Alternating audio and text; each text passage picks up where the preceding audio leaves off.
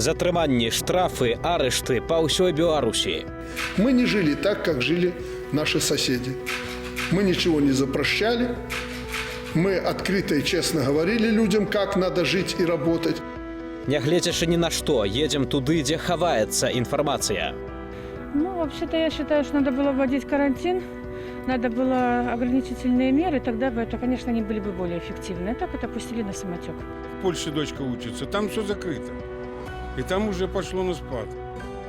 А у нас еще пик, может, только будет. Рызыкуем, каб вы маглі ведаць. Калі мы не можам выходзіць у эфір са студыі, робім гэта праз інтэрнэт. Белсадзум. У Беларусі па-ранейшаму неспакойная эпідэміялагічная сітуацыя. Толькі цягам аднаго дня зноў пад 1000 інфікаваных каранавірусам. І гэта на фоне распачаўшыся прэзідэнцкай кампаніі і новай хвалі рэпрэсію супраць журналістаў і супраць грамадскіх актывістаў. Вітаю вас, гэта Белсадзум, для вас працуе Ігор Кулей. У Берасці адразу у двух вядомых блогераў Александра Кабанова і народнага рэпарцёра Сергея Пятрухіна выяўлены каранавірус. Абодвух цягам апошняга тыдня цягалі па судах і па ізалятарах. З намі на сувязі спадар Сергей. Добрага вам дня. Як вы лічыце, дзе вы маглі заразіцца? Где я заразился, я понятия не имею. Но у меня такое впечатление, что это случилось из-за изолятора временного содержания. То есть, если даже не я конкретно там заразился, то Александр Кабанов. Дело в том, что человек, который был в изоляторе с температурой, мы сейчас вместе с ним находимся в палате. Спадар Сергей, на вашу думку, чаму менавіта зараз міліцыя ўзялася за берасцейскіх актывістаў вось так шчыльна, з судамі, сотнямі, штрафамі? Значит, почему именно сейчас взялась, понятия не имею. Просто началась предвыборная кампания, а в Бресте очень сильное протестное движение, кормление голубей, которые переросли из экологической плоскости в плоскость политическую. Брестчане ходят, кричат чиновников на нары: «Лукашенко, уходи». В принципе, мы все понимаем, что Лукашенко узурпировал власть неконституционным путем, и за это нужно отвечать ему и всем его, так сказать, коллегам и поплечникам. Александр Лукашенко калісьці сказаў, што ён знаходзіцца на баку жыхароў Берасці. Дык чаму зараз менавіта гэтых жыхароў цягаюць па судах, чаму не выконваецца слова Александра Лукашенко? Лукашенко относится к числу тех людей, которые никогда не держат своего слова. И то, что он заявлял тогда публично, это был не первый его, так сказать, обман. Он много чего обещает, ничего не выполняет. Брестчанам он так сказал для красного словца, поскольку он приезжал в Брест. Его мало интересует судьба людей, судьба экологии. Он живет своими интересами, своими резиденциями, своими девочками, которым он годится в дедушке. И поэтому он боится потерять то, что у него есть. Он не представляет, как он будет без этого жить, без девочек, без своих резиденций. И то, что он говорит, ему на это глубоко плевать. Он только по телевизору декларирует, как он любит народ. На самом деле он народ не любит, никогда не любил. И он далек от народа, как метеорит, самый дальний от земли. З розных рэгіёнаў Беларусі нам працягваюць пісаць лекары пра тое, што не бачаць грошай, абяцаных ім за працу ў рызыкоўных умовах. А калі даплаты і выплачваюцца, то зусім не ў тых памерах, якія былі агучаныя ў 131 указе, пра які чыноўнікі паўсюдна казалі і рэкламавалі яго. З адным з такіх лекараў, які агучвае праблему на умовах ананімнасці, мне ўдалося паразмаўляць. Фрагмент гэтага аўдыёзапіса зараз вашай увазе. После выявления положительного теста он уже официально считается коронавирусно положительным. Но до получается, этой проверки, доплаты, возможно, не идут, потому что ты не имел дела с коронавирусным пациентом. Диагноз составляется двухсторонняя пневмония. То есть, по сути, он кодируется как пневмония. И тебе нужно доказывать, что именно этот пациент, именно он коронавирусно положительный был у тебя, и на тот момент он был тоже коронавирусно положительным. Да, приходится доказывать. Некоторым регионам не доплатили вообще. Как будто они не имели контакта с ними. Есть регионы, в которых доплата вообще не задела. Вы работали как раньше за эту зарплату. Но если вы раструбили по всем новостям, если вы рассказали про эти мегакосмические суммы, то люди, соответственно, думают, что мы их получаем. Вот, понимаете, просто некоторые, возможно, думают, что я бы и сам пошел бы там, работать, если мне там платили такие деньги. Но, конечно, они же не понимают, с чем они будут иметь дело. Хочется звернуцца да нашых чыноўнікаў. Абяцалі, выконваеце. Ну а той факт, што медыкам самім прыходзіцца шукаць людзей хворых на каранавірус, з якімі яны кантактавалі раней, каб атрымаць нейкія даплаты, я нават не ведаю, як каментаваць. У іх жа зараз якраз вельмі шмат часу, каб гэтым займацца. Дарэчы, мы запыталіся жыхароў сталіцы пра тое, хто вінаваты ў гэтай сітуацыі з даплатамі. Медики виноваты. Пускай идут и требуют свои деньги. Все. Кто еще виноват? Больше никто не виноват. Если их устраивает эти деньги, которые им дали. Может, какие-то задержки чисто технические произошли? Не знаю, кто виноват. А кто обещал? Президент? Ну, у него и спросите. А я пенсионер. У меня знакомые медики. Доплата им осуществляется. Поэтому я не могу это комментировать. Вы лучше достовернее узнаете, и будет все правильно. Я знаю, что ей, она работает на скорой помощи, доплата осуществляется. За апрель я получила доплату эту 650 рублей. Из обещанных 900, но у нас не полностью месяц был больных. Просто у нас были выписаны. У нас были китайские граждане, а потом уже белорусы. Медики молодцы, вообще нас всегда спасают во всех полностью ситуациях, а вот государство наше немножко подгуляло. У горадні першая афіцыйная смерць ад каранавіруса, а таксама новыя установы, у якіх знойдзена інфекцыя. На сувязі з намі гарадзенскі корэспандэнт Алексей Кайрыс. Алексей, добрага дня, і адразу перадаю табе слова. Добрага дня. За моёй спиной зараз аграрны універсітэт, дзе было знойдзена 4 студэнты з COVID-19. Зараз яны знаходзяцца на карантыне у інтэрнатах. І варта дадаць, што заняткі у універсітэце працягваюцца, заняткі ідуць стацыянарна, у адрозненне ад гарадзенскага Купалаўскага універсітэта і універсітэта БІП, дзе заняткі пераведзены на онлайн-платформу.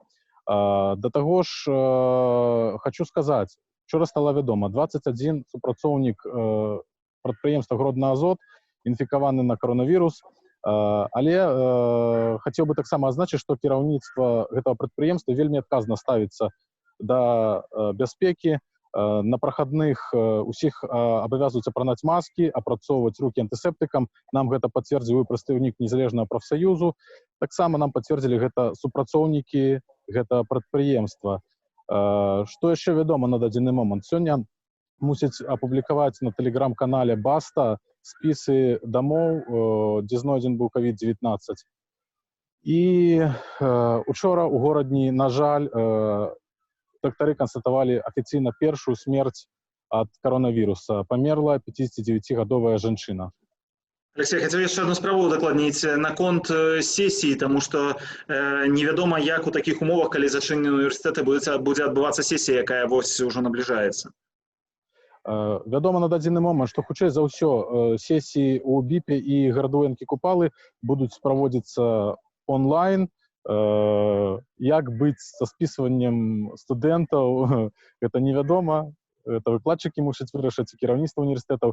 А ў аграрным універсітэце хутчэй за ўсё будуць прымацца экзамены як звычайна. Але мы не ведаем сітуацыю да канца. Магчыма, штосьці зменіцца за тыдзень, за 2 тыдні.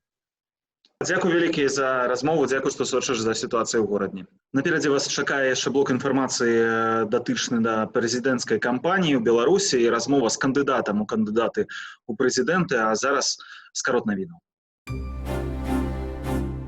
Прыкідваліся работніцамі паліклінікі, з прапановай памераць ціск заходзілі ў дом да пенсіянерак і рабавалі. Міліцыя затрымала 3 жанчын, якіх падазраюць у крадзяжы. Гэтак 86-гадовая пенсіянерка з Баранавіцкага раёну засведчыла. Пакуль адна кабета неславянскага выгляду займалася ёй на кухні, другая ненадоўга знікла з поля зроку. У выніку з дому зніклі 200 рублёў. Такая гісторыя адбылася і 79-гадовай жыхаркай Ашмяншчыны. Потерпевших могло быть больше, ведь фигурантки ходили по другим домам в других населенных пунктах на Гродненщине, но их никто не впустил. Міліцыя заклікае быць пільнымі, прасіць асобаў, якія называюцца працаўнікамі арганізацыяў, паказваць пасведчанні і тэлефанаваць у адпаведную установу па інфармацыю. Амбасадар Словаччыны ў Беларусі Йозеф Мігаш падаў адстаўку праз тое, што браў удзел у парадзе 9 траўня ў Менску, незважаючы на эпідэмію каронавіруса. МЗС Словаччыны адстаўку прынялі і заявілі, што амбасадар парушыў асноўныя прынцыпы камунікацыі, не пракансультаваўшыся са штаб-кватэраю. 25 гадоў таму ў Беларусі адбыўся першы рэферэндум, ініцыяваны Александрам Лукашэнкам. Па яго выніках расійская мова зрабілася дзяржаўнаю. Прэзідэнт атрымаў права распускаць парламент, а Беларусь стала адзінай постсавецкай краінай, якая замяніла свае гістарычныя нацыянальныя сімвалы на крыху змененыя камуністычныя, эскізы якіх ад рукі намаляваў тагачасны старшыня адміністрацыі прэзідэнта Леонід Сініцын. Рэферэндум быў прызначаны з грубымі парушэннямі Канстытуцыі, якім папярэднічала збіццё дэпутатаў Верхоўнага Савету. Менавіта гэтая падзея лічыцца першым крокам да ўстанаўлення ў Беларусі дыктатуры Александра Лукашэнкі. С пачаткам прэзідэнцкай кампаніі ў Беларусі з'яўляюцца новыя сілы і новыя цэнтры, вакол якіх гуртуюцца людзі. Часамі гэта прыводзіць да непаразуменняў, бо ніхто не ведае, якія ідэі, якія сілы стаяць за тымі, хто выводзіць людзей на вуліцы. Здараюцца і казусы, як, напрыклад, калі ў адным аб'яднанні знаходзяцца тыя, хто ўздымае расійскія сцягі на беларускай зямлі, і тыя, хто лічыць гэта абсалютна непрымальным. На сувязі з намі гарадзенскі сябра беларускай хрысціянскай дэмакраты Сергей Вераменко. Спадар Сергей, добры дзень. Вось менавіта вы заўважылі у гэтай групе гэты расійскі сцяг і савецкі сцяг. Гэта вас занепакоіла, і які вынік вашай размовы быў у чаце групы «Страна для жизни»? Ну, вынікам было, скажем так, непаразуменне. Мажліва, людзі не былі гатовыя для таго, што для мяне асноўнай каштоўнасцю з'яўляецца это менавіта незалежнасць нашай дзяржавы, нашай свабоднай дзяржавы, каб яна была менавіта незалежнай, дэмакратычнай.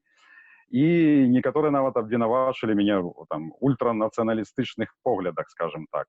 То бок атрымліваецца, што група ёсць, людзі ёсць, пратэст абазначаны, але у гэтага пратэста ў гэтага не абазначана якая-небудзь мэта. Скінуць Лукашэнку, ну ладно, добра, ну усе яго хочуць скінуць, скажем так. Путін таксама хоча скінуць Лукашэнку, але гэта тыя людзі, з которымі мы ніяк не можам аб'ядноўвацца. Калі ёсць якаясьці суполка, суполка павінна прытрымлівацца якіх-небудзь сваіх мэтаў, сваіх ідэяў, сваіх каштоўнасцяў, а тут я такого акрэсленых вось такіх маркераў я тут не бачу. Удзельнікаў стрымаў каналу «Страна для жизни» саджаюць у турмы і судзяць за сустрэчы з блогерам Ціхановскім, але наколькі вось ён пазней гатовы дапамагаць і абараняць гэтых герояў сваіх сюжэтаў? Ну, гэта відавочна, што кампанія блогера, яна ідзе палітычная кампанія, але наколькі яна гатовая, ну, скажу такі прыклад.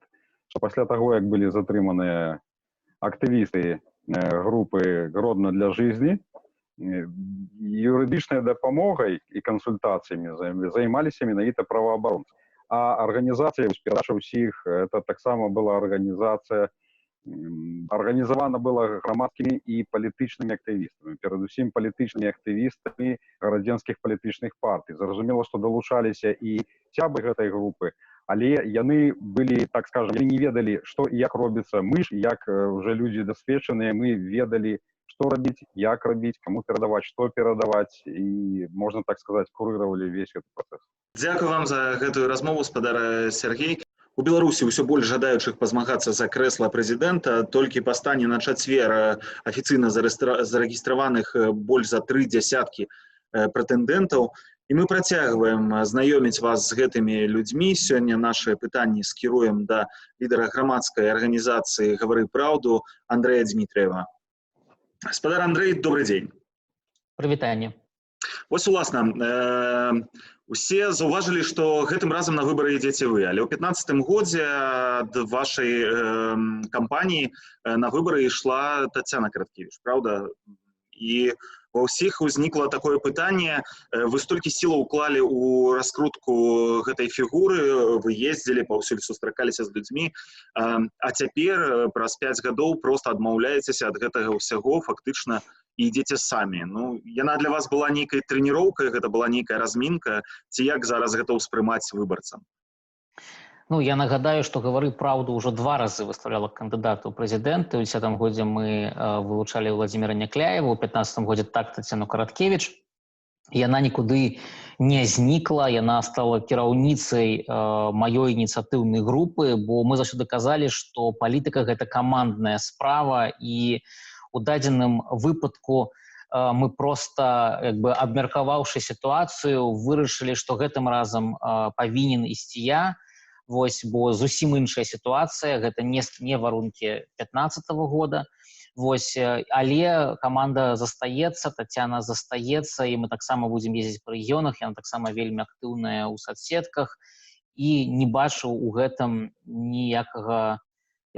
нічога дзіўнага ў тым, што каманда проста як ідзе наперад, можа, мяняе нейкія твары такім чынам, прадстаўляе грамадству, але застаецца сутнасць і нашай ідэалогіі, таго, што мы кажам, адна і тая, мы кажам, што дзяржава павінна клапаціцца аб людзях, думаць аб людзях, быць на баку людзей.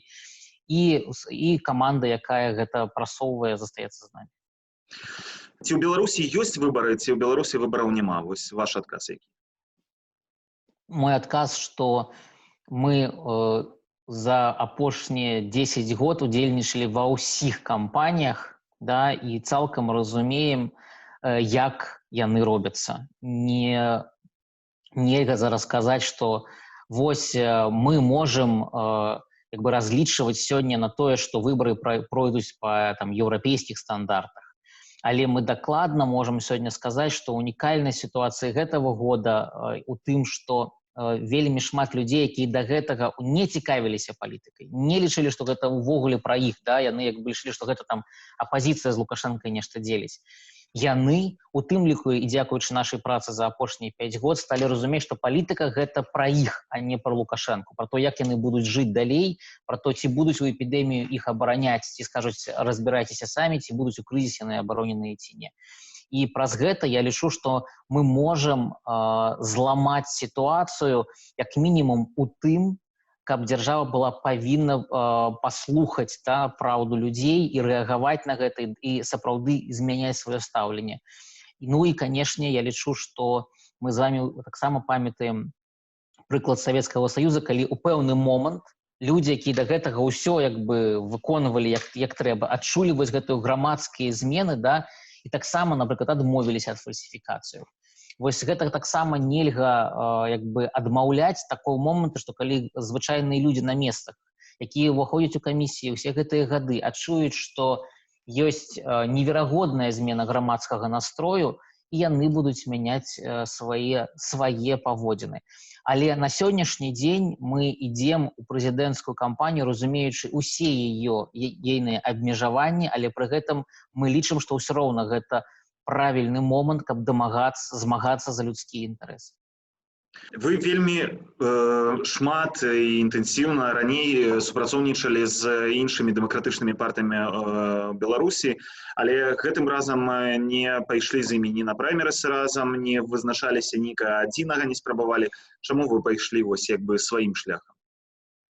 Досвед. Мы ад пачатку, калі зноў пачаліся размовы пра адзінага, проста ад пачатку я разумеў, што все скончыцца тым, дарэчы, як гэта і ў выніку і скончылася, узаемнымі абвінавачаннямі, хто там вінаваты, хто не, фэйкавымі словамі пра адзінства. Проста не жадаю ў гэтым удзельнічаць, лічу гэта марнай тратай часу, якога і так зусім мала.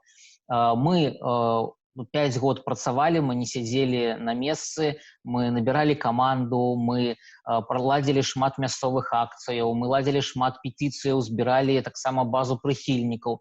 І мы на сённяшні дзень адчуваем магчымасць весці такую мабілізацыйную кампанію збіраць подпісы праз тое, каб вось проста ісці сваёй камандай, а не губляць час на пустыя перамовы. Дзякуй вам за гэтую размову. Гэта быў Андрэй Дзмітрыеў, лідар кампаніі «Гавары праўду». Што ж, гэта была апошняя тэма на сёння ў нашым Белсат-зуме. Для вас працаваў Ігор Кулей. На гэтым развітваюся. Беражыце сябе і сваіх блізкіх і заставайцеся з Белсатам.